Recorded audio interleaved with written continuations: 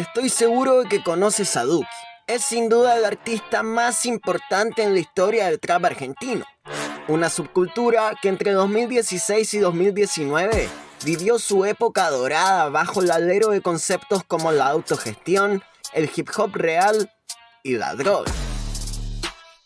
Actualmente, Duki, al igual que varios de la escena argentina, pareciera haberse acercado mucho más al mainstream y por lo tanto se ha alejado de aquella figura del rockstar peliteñido y drogadicto que nos enamoró hace 7 años. La fanaticada del Duco es cada vez más masiva y por lo tanto cada vez más family friendly.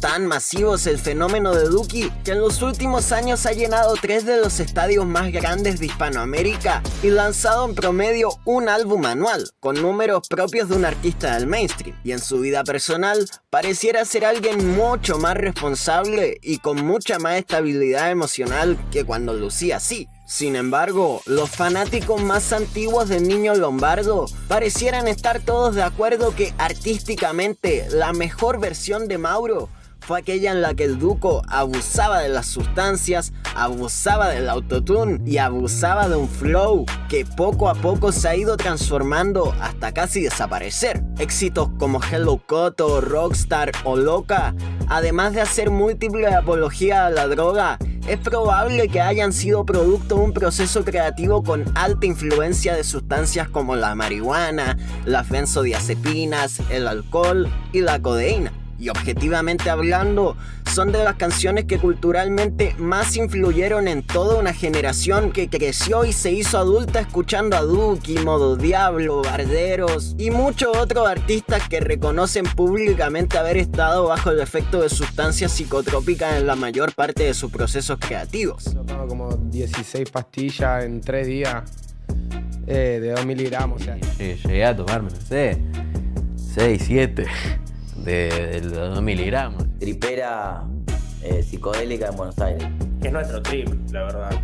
La historia es así. Refleja bastante lo que somos. Te puede gustar o no esta narrativa de las drogas, pero es innegable que el trap argentino revolucionó esta parte del mundo entre 2017 y 2019. Es entendible que aquello pueda llegar a ser chocante para algunas personas, pero desconocer la inherente relación entre las drogas y el arte es tener una visión sesgada. Y ojo, no hablo solo de música, hablo de arte en general. Las drogas y el arte tienen un nexo innegablemente muy estrecho a lo largo de toda la historia. Ejemplos hay de sobra. Desde Vincent Van Gogh, que en 1888 se cortó una oreja bajo los efectos de la absenta, una droga cuyos efectos de alteración visual provocaron también que la mayoría de su galería artística tuviera como tono principal el color amarillo. Pues la intoxicación con absenta, un alcohol de 80 grados, puede provocar que la visión de quien la consuma se torne de un resplandor amarillento. Aún así, a pesar del abuso de esta sustancia, Van Gogh es actualmente reconocido como uno de los mejores pintores de todos los tiempos. ¿Pintaba mejor Vicente Van Gogh cuando estaba drogado? Lamentablemente no podemos preguntarles, ya que se murió incluso antes de que sus pinturas se hicieran famosas. Si avanzamos en el tiempo y volvemos a la música, son innumerables también los ejemplos de droga en procesos creativos. Desde el jazz en los años 30 y sobre todo en el rock de los 60 y 70, en donde estaba muy normalizado el consumo de drogas por parte de grandísimos exponentes como Jim Morrison, Janis Joplin o Jimi Hendrix, artistas de élite mundial y leyendas del rock que además tienen en común haber muerto a causa del abuso de sustancias, por lo que no es descabellado pensar que gran parte de su discografía fue forjada a punta de drogas y alcohol. Y si nos trasladamos al siglo XXI, tenemos casos como los de Amy Winehouse, Lil Peep o Juice WRLD, todos líderes de sus géneros musicales y que también fallecieron por sobredosis. Es entonces muy válido preguntarnos, ¿las drogas mejoran la creatividad? La investigación científica no es del todo concluyente y al respecto tenemos 2 estudios que han sido principalmente difundidos. Uno llevado a cabo por esta Universidad de Hungría, que concluyó que las personas con gran capacidad artística y pensamiento divergente solían ser más abiertas a experimentar con el consumo de sustancias. mientras que otro estudio de investigadores de estas universidades concluyó que las drogas en ningún caso mejoraban la creatividad, y que si queríais ser más creativo, antes que drogarte, te convenía probar métodos como la meditación, viajar y exponerte a otras culturas o hacer ejercicios físicos. Sin embargo, cabe la pregunta de si tantos artistas atribuyen su éxito al consumo de drogas, ¿no deberíamos tomar un poco más en cuenta la opinión empírica de todos estos drogos que revolucionaron cada uno su propia subcultura? Pero antes de responder esta pregunta, me gustaría que nos sumerjamos en otro mundo, pues el arte no es la única disciplina que históricamente posee una intrínseca relación con las drogas. La ciencia y la tecnología son mundos que también requieren mucha creatividad y solución de problemas mediante el pensamiento divergente. Y los ejemplos de drogas para estimular esto último sobran en el mundo de la tecnociencia. Desde Kary Mullis, quien creó el método PCR para fotocopiar el ADN. Sí, el mismo PCR que usábamos como examen del COVID fue un procedimiento inventado por un bioquímico estadounidense que afirma haberse inspirado en sus alucinaciones con LSD para imaginar en su mente una fotocopiadora de polimerasa. Todo esto en los años 80. 3 décadas antes, también tenemos a la empresa Ampex, cuyos trabajadores solían tomar LSD con el objetivo de mejorar funciones como la creatividad, y es probable que esto haya influido en el proceso para imaginar y desarrollar la que hasta el día de hoy es la forma más usada para el diseño y fabricación de chips. A esto debemos sumar grandes genios como Steve Jobs o Doc Engelbart, quienes afirmaron haber tenido varias de sus mejores ideas bajo los efectos del ácido lisérgico. Y no solamente en la tecnociencia encontramos el uso de alucinógenos. En la psicoterapia existen innumerables estudios y experimentos con psilocibina de hongos alucinógenos, uso de metanfetaminas y microdosis de LSD para combatir trastornos como la ansiedad, la depresión y la falta de concentración. Pero volvamos a la pregunta inicial. ¿Tiene entonces alguna explicación lógica o científica que tantos artistas se topen a la musa de la inspiración en las drogas? La respuesta es sí. Pero no es tan fácil como drogarte y automáticamente convertirte en Mick Jagger, no. Todo tiene que ver con la ansiedad y la forma en que ésta actúa en tu cerebro. Cuando experimentamos ansiedad o miedo, se activa la amígdala, conocida también como centro del miedo. Esta envía señales que viajan hacia la corteza prefrontal, la cual está encargada de las funciones ejecutivas, tales como la toma de decisiones y el autocontrol. Cuando sentimos ansiedad, segregamos en mayor cantidad el neurotransmisor noradrenalina, responsable del estado de alerta y que suele aumentar ante situaciones de estrés, y a su vez disminuye la cantidad de neurotransmisores GABA, el cual se encarga de reducir la excitabilidad neuronal y de controlar la ansiedad y el estrés, por lo que ante situaciones de ansiedad, el GABA disminuirá. Ahora bien, cuando consumimos drogas depresoras del sistema nervioso central como el alcohol o las benzodiazepinas, los neurotransmisores GABA suelen aumentar su actividad, sobre todo en la corteza prefrontal, que como dijimos está encargada de habilidades que requieren pensamiento crítico, por lo que al consumir estas sustancias se ven afectadas la toma de decisiones, la planificación a corto y largo plazo, el control de impulsos y la regulación emocional. En palabras más simples, las drogas que aturden es porque potencian el neurotransmisor GABA, y cuando el GABA actúa en la corteza prefrontal, provoca que perdamos autocontrol, perdamos miedo social y nos mostremos más desinhibidos. ¿Esto puede volvernos más creativos? En teoría sí, pues los bloqueos creativos suelen tener su raíz en el miedo social, en el qué dirán. Actitudes como el perfeccionismo y la autocrítica excesiva son propias de un bloqueo creativo, y al desaparecer la ansiedad, desaparecerá también el miedo a que nuestro proyecto no salga del todo bien. En resumen, lo que permite a los artistas funcionar tan bien estando drogados no son las drogas, sino la eliminación momentánea de la ansiedad. Pero ¿qué hay de otras drogas muy de moda como el tusi? Para ello, me gustaría viajar hasta Chile, un país que entre 2016 y 2020 tenía una escena urbana muy incipiente, con exponentes alejados del mainstream y que en su mayoría se movían de forma under. Sin embargo, todo cambió con la aparición de Marcianeque. Matías Muñoz fue el primer artista urbano chileno en sonar afuera de forma constante, y es el principal responsable de que el reggaetón chileno hoy esté pegadísimo. Marcianeque caminó para que Cris MJ y Floyd Menor pudieran volar. No obstante, el mismo Matías reconoce públicamente que desaprovechó su mejor momento. ¿Sientes que desaprovechaste tu mejor momento? Sí, Verdadero. ¿Por qué? porque anduve perdido, me refugié, andaba perdido, aquí no me puse serio. Y es que cuando estaba en la cima, era muy común ver registros del marciano tocando drogado en vivo, y sus líricas también reflejaban un estilo de vida lleno de drogas y excesos. Actualmente, Marcianeque está en un proceso de rehabilitación y se le ve mucho más sano. Sin embargo, nunca volvió al nivel que tenía cuando se drogaba. Y si tú que estás viendo este video te ponía a pensar, es muy probable que todas tus canciones favoritas de Marcianeque correspondan a su época de más excesos. Sobre todo exceso de tusi.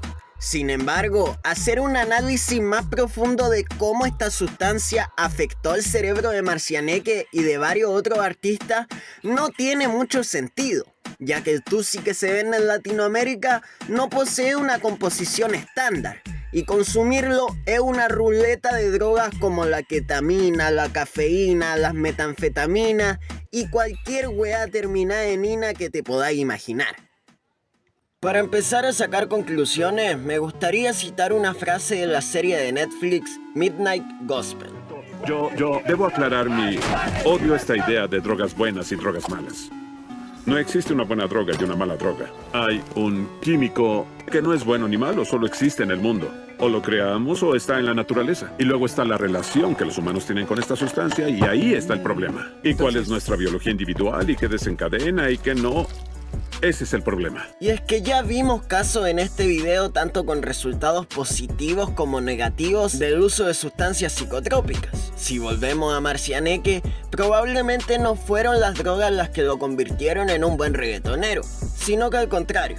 Matías se refugió en las drogas para evitar la ansiedad que le provocaba la sobreexposición y el mal asesoramiento. Mala junta y muchas cámaras que fueron producto de su exitosa música. Es decir, probablemente las drogas hayan sido un producto de la fama y de ningún modo la fama una consecuencia de las drogas. De seguro Marcianeque siempre tuvo y tendrá la capacidad de crear reggaetones pegadísimos, esté drogado o no, y la próxima vez que vuelva a pegarse, probablemente no necesite volver a refugiarse en las drogas. Mientras hacía este video, dudé un poco de mi objetividad, pues al ser yo un youtuber de música urbana, puede que tenga varios sesgos a la hora de analizar esta cuestión de drogas y arte. Es por ello que para el siguiente caso quise hablar con un amigo experto en el consumo responsable de estupefacientes. Así que prendan uno y los dejo un rato con el sobrino. Aquí yo, el sobrino desde Laguna Verde, les vamos a hablar sobre artistas que estuvieron consumiendo alguna estupefaciente, alcohol, drogas durante sus procesos creativos. Y aquí estoy, pues bueno, miren, yo soy ni argentino, bueno, y tengo esta polera de Quilmes, uno de los equipos más antiguos de Argentina, bueno, creo que tiene más de 125 años, pues bueno. Acá empezamos así. Primero que todos tenemos a Bob Marley, weón. Para él la marihuana no era solo recreativa, weón, si era parte de su espiritualidad, weón. Su música transmitía paz, weón, resiliencia y conexión con la naturaleza, weón. La Pachamama, weón. Eso era Bob Marley, weón. It was as a Rasta that Bob demonstrated how rooted he was in Jamaican culture.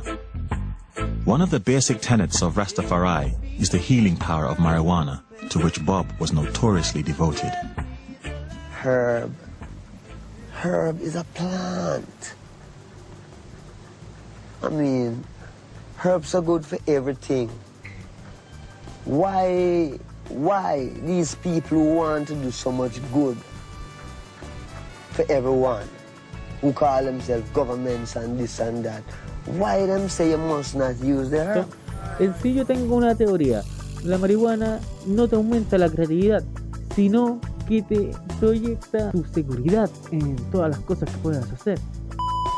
El señor de la noche. Mira, el ejemplo, esta nota, este posible producto audiovisual está hecho en base de cerveza, cannabis, de todo, de todo. Y eso, desde la naturaleza me despido aquí, saludos Tini, desde el estudio. Espero que haya estudio. O desde tu casa, nos vemos, hasta la próxima. Tal como dijo el sobrino, buena parte de los videos de este canal fueron hechos bajo los efectos de sustancias como la marihuana, la misma que vio en Bob Marley a su principal exponente a la hora de mezclarla con el arte. Pero ¿tiene sentido que estar fumado haya sido lo que provocó que Bob y los Wailers le bajaran el tempo al ska y hayan inventado el reggae? Y la verdad es que sí, y todo gracias al sistema endocannabinoide. Nuestro cerebro posee millones de neuronas que envían señales entre sí gracias a los neurotransmisores como los que analizamos anteriormente. La neurona que envía el neurotransmisor se llama presináptica y la que lo recibe es la postsináptica, obvio. Resulta que nuestro sistema endocannabinoide se encarga de controlar el flujo excesivo de neurotransmisores, viajando en sentido inverso, desde la neurona postsináptica hacia la presináptica, acoplándose a los receptores cannabinoides de esta última. Esto ocurre de forma natural en nuestro cerebro, pero cuando fumamos marihuana, el THC, al ser un cannabinoide mucho más estable y duradero que los que nuestro cerebro produce de forma natural, actúa como un freno de los neurotransmisores, disminuyendo el dolor, el estrés o la ansiedad, al frenar el flujo de noradrenalina. Sin embargo, también disminuye el flujo del GABA, que recordemos era un inhibidor anestesiante, lo que puede explicar la sensación de subidón cuando consumimos marihuana. Resumiendo todo y en palabras más sencillas, el cerebro trabaja mucho más lento cuando consumís marihuana, lo que provoca que algunos procesos como el estrés, la ansiedad y el dolor se vean interrumpidos. Además, al ralentizarse la actividad neuronal, procesos como la percepción del tiempo, el placer, el gusto o el olfato ocurren de forma más lenta, por lo que alargan su duración. Por eso todo es más rico estando volado. Y este proceso de ralentización de seguro que incidió directamente en la invención del reggae, como un estilo musical con unos BPM bajísimos y muy lentos. ¿Y para qué vamos a hablar de las líricas y la significancia espiritual de la marihuana en el reggae? Y el que no quiera ver esto, que siga haciendo estudios de mierda con europeos que desde el siglo pasado que no sacan un artista bueno. Siendo más objetivos, puede ser que muchas veces los consumidores habituales de drogas busquemos justificar el consumo de sustancias resaltando solo los aspectos positivos de esta. Espero que este video no sea el caso. Aún así, el hecho de que la investigación científica respecto a las drogas casi ni exista nos devela la injusta criminalización del consumo y una de las consecuencias más negativas de la ineficaz guerra contra las drogas. Me atrevo a decir que en Latinoamérica no existe ningún estudio sobre la información que se expone en este video, es decir, explicar la ineludible conexión entre las drogas y el arte. Y aquello sucede porque la prohibición no permite que la ciencia investigue al respecto. Vivimos en un continente lleno de narcotráfico, el cual cada día produce droga más potente y menos sana, ya que mientras menos espacio ocupe la droga y mientras más nos drogue, será mejor y más barato para los narcos. Narcos que, seamos sinceros, rara vez terminan presos, porque en Latinoamérica la cárcel es para los pobres. Y aunque los datos son difusos, se puede comprobar con mucha facilidad que casi la totalidad de los imputados por delitos de droga no son parte de grandes organizaciones criminales y en muchos casos son simples consumidores como tú o como yo. Somos el continente con mayor porcentaje de población presa por consumo de drogas y paradójicamente seguimos siendo el lugar del mundo con mayores tasas de narcotráfico. Mientras el consumo de drogas siga siendo criminalizado y peligroso en vez de regulado y seguro, vamos a seguir teniendo mucho consumo irresponsable. Y peor, vamos a seguir teniendo muchos niños que a temprana edad ya son drogadictos. A diferencia de países donde se ha legalizado y regulado el consumo y la drogadicción adolescente suele disminuir. Mientras no aceptemos que las drogas son solo químicos y que somos nosotros los que decidimos qué hacer con ellas, nunca vamos a poder tener la libertad para avanzar en la erradicación de la violencia o en la investigación científica. Preferimos gastarnos toda esa plata en mantener a millones de presos que muchas veces ni siquiera son delincuentes, sino que son drogadictos con problemas médicos y o sociales que necesitan tratar su drogadicción en hospitales y no en una celda. Volviendo al tema principal del video, he concluido que el arte y las drogas siempre van a ir de la mano porque consumir drogas no es un crimen. Pero lamentablemente los que deciden cuál droga es legal y cuál no, probablemente ni siquiera saben que es biológicamente imposible morir por sobredosis de marihuana, a diferencia del alcohol y el tabaco que matan a cerca de 10 millones de personas cada año.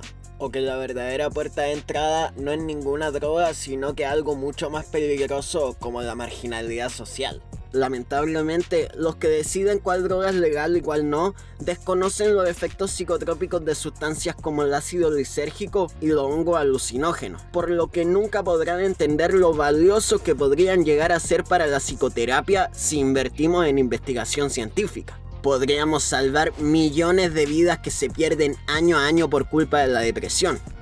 Lamentablemente, los que deciden cuál droga es legal y cuál no, ridiculizan la lucha de la legalización proponiendo la despenalización de drogas que sí son perjudiciales como la cocaína. Probablemente porque desconocen sus efectos nocivos, desconocen la historia de su país y de seguro que tienen vínculos con el narcotráfico, por lo que se llenarían sus bolsillos en caso de que la coca fuera legal. Lamentablemente, los que deciden cuál droga es legal y cuál no, no saben nada respecto a las drogas. Como ese presidente que dice ser economista, pero que desconoce que las drogas son un bien con demanda inelástica y que por más que disminuyan su oferta, la demanda de drogas jamás disminuirá. Yo en lo personal me voy a seguir drogando de la forma más responsable y más informada que pueda. Porque al igual que muchos artistas, la música y la droga fueron los únicos remedios eficaces en contra de una ansiedad y de una depresión que más de una vez me tuvo al borde del suicidio. Me voy a seguir drogando porque me gusta hacerlo. Y porque estoy seguro que la droga me ayudó a ser más creativo y me salvó la vida en más de una ocasión. Soy tu fan, estoy segura que vayas a ser famoso.